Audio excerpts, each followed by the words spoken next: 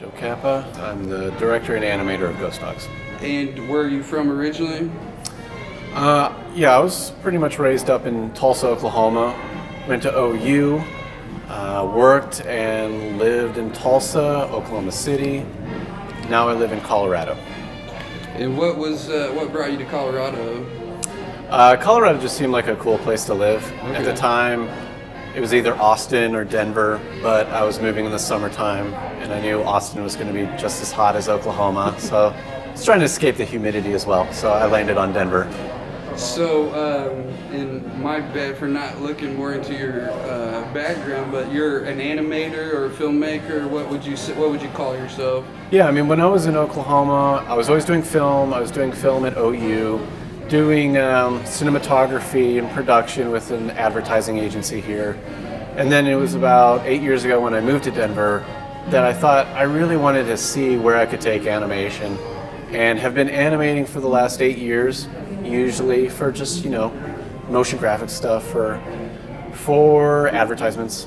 And then just recently I was like, man, I'd really like to just tell my own story. I love making funny stuff.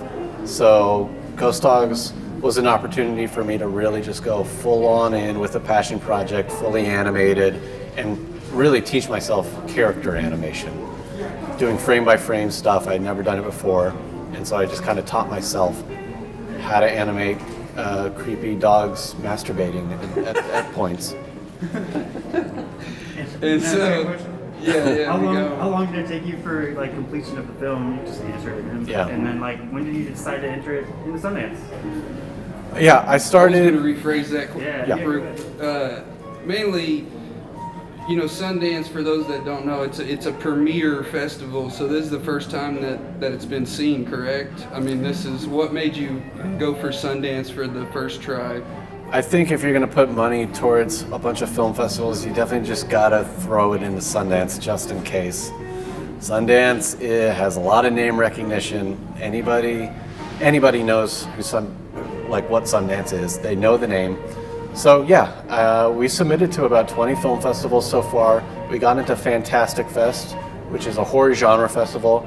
A pretty big one. We are very excited about that. But then we just didn't get calls back from other festivals that we had hoped for. We were kind of thinking maybe we need to rebrand it or something like that when we submit to the next one. And then we got the call from Sundance, and we were feeling really good about everything. Still do feel very, very good about everything. And then it's really cool because when you get into Sundance, not only do you have a lot of studios and production companies see your stuff, but also other festivals want to have your stuff as part of their programming too. So we've been hit up by other festivals as well. So 2021's looking pretty good for us. And I guess when you say we, who all is involved? Who are the main leaders of this project? Yes, J.W. Halford is my producer, and he helped me craft the finished product of Ghost Dogs. He's been instrumental in getting this thing done and has been part of the whole journey. I mean, when I started Ghost Dogs, I thought it was going to be a 6-month process. It ended up taking over 2 years to animate because I just didn't know what I was getting myself into. So JW has been just part of that whole journey up until Sundance and for things to come. So JW, big part of that. My brother, Dave Cappa, colored a lot of the animation that I had drawn, and he lives out in London, so I was just sending him files, he was sending them back.